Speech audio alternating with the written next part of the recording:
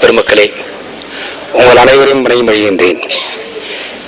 இந்த அமர்வினுடைய தலைப்பு நமக்கு அன்றாடம் நமக்கு பழக்கப்பட்ட தலைப்பு. தொல்காப்பியர் சொல்லுகின்ற பொழுது, இலக்கணத்தை வகுக்கின்ற பொழுதே வழக்கு செய்யுள் ஆயுள் அடையின் என்றார். என வழக்கு தமிழ் இருக்கிறதே, அதுதான் உயிர் தமிழ். சங்க காலத்திலிருந்து சில சொற்களை அப்படியே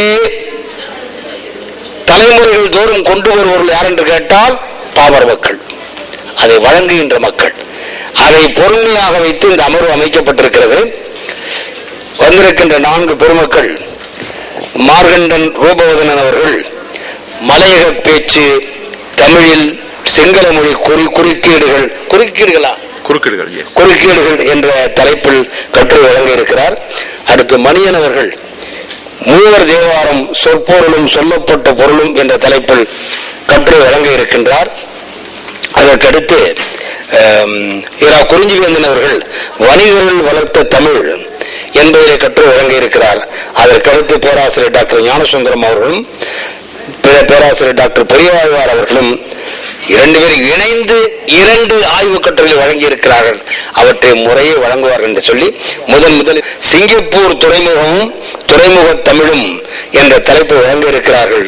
முதலில் மார்கண்டன் ரூபவதனன் அவர்கள் மலையக பேச்சு தமிழில் சிங்கள மொழி குறுக்கீடுகள் என்ற தலைப்பில் கட்டுரை வழங்குவார்கள். அவர்களை பாராட்டி அழைக்கிறேன். இன்றைய 3வது நாளில் இறுதி அரங்கிலே தலைமை தாங்கிக் கொண்டிருக்கின்ற பெருமதிப்புக்குரிய தலைவர் அவர்களே, என்னோடு இங்கே கட்டுரைகள் சமர்ப்பிப்பதற்காக வருகை தந்திருக்கின்ற அறிஞர் பெருமக்களே, பார்வையாளர்களே, உங்கள் அனைவருக்கும் எனது மாலை வணக்கங்களை தெரிவித்துக் கொள்கிறேன்.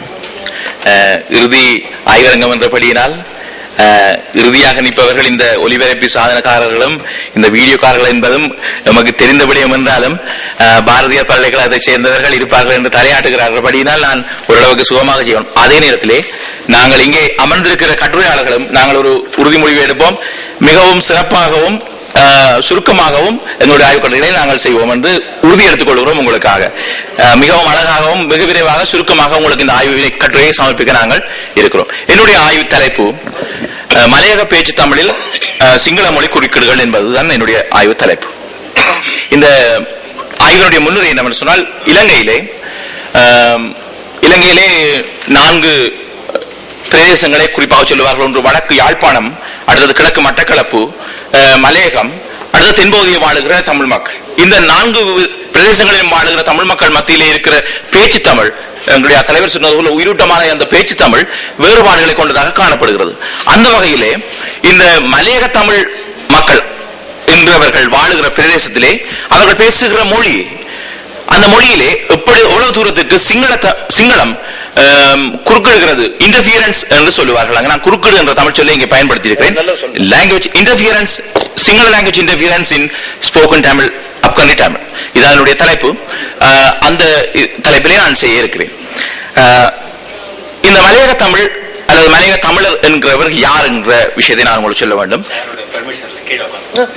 இந்த மலையக தமிழர் என்பவர்கள் மலையக தமிழர்கள் என்று சொல்லுவார்கள். மலையக தமிழ் என்று அடையாளப்படுத்துகிற தமிழர்கள் இந்தியாவில் இருந்து ஆங்கிலேயர்களால் கொண்டு வரப்பட்டவர்கள் கூலிக்காக. இவர்கள் தான் இந்த மலையக பிரதேசத்திலே வாழுகிற பெரும்பான்மையான தமிழ் பேசுகிற மக்கள். அதனால் தான் அவர்கள் வாழ்கிற பிரதேசத்தை அண்டி அந்த தமிழை இலங்கையிலே மலையக தமிழ் என்று ஒரு அடையாளப்படுத்தி கொள்கிறார்கள். இந்த மலையக மக்கள் பேசுகிற இந்த பேச்சு மொழியிலே ஏன் இந்த சிங்கள மொழி குறுக்கீடுகள் அதிகமாக வந்து சேர்கின்றன?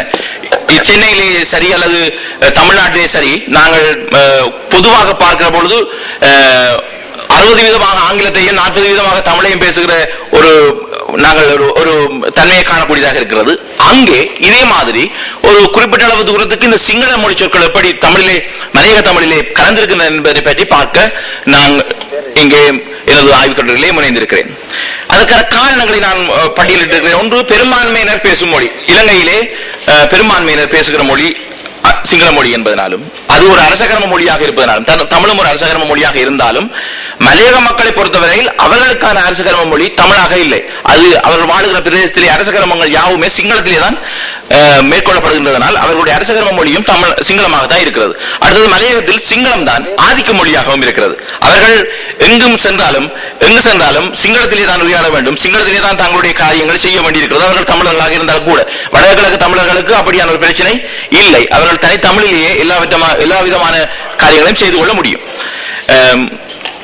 அடுத்தது தொழில் வாய்ப்புகள் கிடைக்கும் என்ற ஒரு மாயினால் மலையக மக்களுக்கான பிரச்சனை இருக்கிறது. அவர்களுக்கு தொழில் வாய்ப்பிலே சிங்கள மக்களோடு தான் அவர்களுக்கு தொழில் வாய்ப்பு கிடைக்கும் என்ற ஒரு மாயினாலே அவர்கள் சிங்கள மொழி மூலம் தமது கல்வியை மேற்கொள்ள முயல்கிறார்கள். சிங்கள மொழியிலே கல்வி கற்றால் தங்களுக்கு தொழில் வாய்ப்புகள் அதிகம் கிடைக்கும் என்று அவர்கள் நினைக்கிறார்கள். அதனாலும் அவர்களுக்கு இந்த சிங்கள மொழி குறுக்கீடுகள் வர காரணமாக இருக்கிறது. அல்லது வீட்டிலே அவர்கள் சிங்கள மொழியிலே தான் உரையாடுகிறார்கள். ஏனென்று சொன்னால் அவர்கள் சிங்களத்திலே சரளமாக பேச வேண்டும் என்பதற்காகவும் சிங்களத்திலே பாண்டித்யம் பெற வேண்டும் என்பதற்காகவும் சிங்கள மொழியிலே தான் அவர்கள் கூடுதலாக வீட்டிலே கூட பயன்படுத்துகிறார்கள். அடுத்தது வெளியிலே சாதாரணமாக அவர்கள் கதைக்கிற பொழுது தங்களுக்குள்ளே கூட சிங்களத்தை தான் கதைத்துக் கொள்கிறார்கள். அதோடு தொடர்பாளர்களை மேற்கொள்வதற்கும் சிங்களத்திலே தான் கதைத்துக் கொள்கிறார்கள். ஏனென்று சொன்னால் அங்கே சிங்களத்தில் கதைக்கிற பொழுது அவருக்கான பாதுகாப்பு அச்சுறுத்தல் மிகவும் குறைவு என்றதனால் சிங்களம் தெரிந்திருந்தால் அவர்கள் எங்கு சென்றாலும் தப்பிவிடலாம் என்கிற ஒரு சிந்தனை இருக்கிறது. வடகிழக்கிலே சேர்ந்தவர்களுக்கு இந்த பிரச்சனை கொஞ்சம் அதிகமாக இருக்குமே, அவர்களுக்கு சிங்களம் அவ்வளவாக தெரியாது. மலையக மக்கள் மத்தியில் இந்த பிரச்சனை இருக்கிறது. அவர்கள் சிங்களத்தை கட்டாயமாக கற்க வேண்டிய சூழ்நிலை அவர்களுக்கு இருக்கிறது. இந்த காரணங்களினாலே அவர்கள் பேசுகிற தமிழ் மொழியிலே இந்த சிங்கள குறுக்கீடுகள் காணப்படுகிறது. இந்த சிங்கள குறுக்கீடுகள் இந்த மொழி கூறுகள், அதாவது சொல் வகைகள் அல்லது ஒலி வகைகள், வாக்கிய அமைப்புகள் இவற்றில் எவ்வாறு கலந்திருக்கின்றன என்பதை நான் சுருக்கமாக உங்களுக்கு 2-3 நிமிடங்களில் சொல்லி முடிக்கலாம் என்று இருக்கிறேன். முதலாவதாக இந்த ஒலி குறுக்கீடுகள் எப்படி வருகின்றன ஒலியியல் ரீதியில் நான் இதை ஆய்வு செய்திருக்கிறேன். என்னுடைய கட்டுரையிலே நான் இதை சுருக்கமாக சொல்லுகிறேன். உதாரணமாக சிங்களத்திலே ஒரு சவுண்ட் தான் இருக்கிறது, தமிழிலே எங்களுக்கு 2 இருக்கிறது. ஆனாலும் சிங்களத்திலே இருக்கிற ஒரு ராவுதான். அவர்கள் இப்ப அறம்போலும் கூர்மையர் எனும் மரம் போல்வர் மக்கள் பண்பில்லாதவர்கள் என்ற ஒரு குரலை அவர்கள் சொல்லுவார்கள். அறம்போலும் கூர்மையர் எனும் மரம் போல்வர் மக்கள் பண்பில்லாதவர்கள் என்று. அறத்துக்கும் இடையில வித்தியாசம் காண முடியாதவர்களுக்கு அந்த உச்சரிப்பவர்களுக்கு இயல்பாக அடைந்து விடுகிறது. அதுக்கு காரணம் இந்த ஆனால் சிங்களத்திலே இருக்கிற அந்த ரேர சவுண்டுகளை ஒலிகளை அவர்கள் மிக இலகுவாக தங்களுடைய பேச்சுகளிலே சொல்லுகிறார்கள். அதே போலதான் இந்த நகர வேறுபாடுகள் நகர வேறுபாடுகள் அவர்கள் மத்தியிலே காணப்படுவதில்லை. ஏனென்றால் சிங்கள மொழியிலே இருக்கிற நகரங்களை வித்தியாசப்படுத்தி பேசுகிறார்கள். ஆனால் தமிழில் இருக்கிற வித்தியாசப்படுத்தி பேசுவதற்கு அவர்கள் கொஞ்சம் அவர்களுடைய பேச்சு தமிழில் குறைவாகத்தான் காணப்படுகிறது. இதுக்கு சிங்கள மொழி காரணமாக இல்லாவிட்டாலும் அவர்கள் அந்த சிங்கள மொழியிலே அப்படியான பிரச்சனை இல்லை என்ற காரணத்தினாலே அப்படி தமிழிலே அப்படி உச்சரிக்க பார்க்கிறோம். அதே போலதான் இந்த இதழ் குவியா மேலிடை உயிர்கள் என்று சொல்லுகிற இந்த சவுண்டுகள், இப்ப இடுப்பு, இந்த ஒலிகளும் அவர்களுக்கு அவர்களுடைய தமிழிலே இருப்பதற்கான காணவில்லை. அதுக்கான உதாரணங்களை கூட நான் இங்கே வைத்திருக்கிறேன். கால நேரம் கருதி நான் அதை உங்களுக்கு சொல்லி நான் ஏதாவது உதாரணம் வேண்டும் என்று நான் உங்களுக்கு காட்டுறேன். அடுத்ததாக சொல் குறுக்கீடுகள் எப்படி அவர்களுக்கு வருகிறது என்பதை பார்ப்போம். முதலாவதாக அவர்களுக்கு தமிழ் சொற்கள் தெரிஞ்சாலும் தமிழிலே சொற்கள் இருந்தாலும் அவர்கள் சிங்கள சொற்களை தான் பயன்படுத்துகிறார்கள் சில வேளைகள். இப்போ சல்லி, உதாரணமா சல்லி என்ற சொல்ல, காசு அல்லது பணம் என்ற சொல்லை அவர்கள் பயன்படுத்தாமல் சல்லி என்ற சொல்லை அவர்கள் பயன்படுத்துகிறார்கள். அடுத்து காம்பரம் என்ற சொல்லி, இப்ப அறை என்ற ரூம் என்ற சொல்லி, ரூம் சொல்லி தமிழ் சொல்ல அல்ல, ஆனால் இங்கே ரூம் சொல்லி தமிழ் சொல்ல சொல்லுகிறார்கள். அறை என்று சொல்லாமல் காம்பரம் என்ற சொல்லி தான் சொல்லுகிறார்கள். இந்த காம்பரம் என்ற சொல் சிங்கள சொல். ஆனால் அதைத்தான் அவர்கள் இப்படி பல சொற்களை நான் தந்திருக்கேன். நான் உங்களுக்கு சுருக்கமாக எனக்கு நான் நேற்று முந்தின நாள் இங்கே பார்த்த ஆய்வரங்க கட்டுரைகளை பார்க்கிற பொழுது நான் இவ்வளவு சுருக்கலாமா அவ்வளவுக்கு சுருக்கினாதான் என்ற காரணத்தில் இருந்த விளையாட்டையும் அழித்து விட்டேன். அடுத்ததாக தமிழ் சொற்கள் தெரியாமல் சிங்கள சொற்களை அவர்கள் பயன்படுத்துகிறார்கள். அவர்கள் இந்த சில சொற்களுக்கு தமிழ் சொற்களே தெரியாது. மேற்சொன்னதுக்கு தமிழ் சொல் அவர்களுக்கு தெரியும், ஆனால் சல்லி காம்பரம் என்ற சொற்களை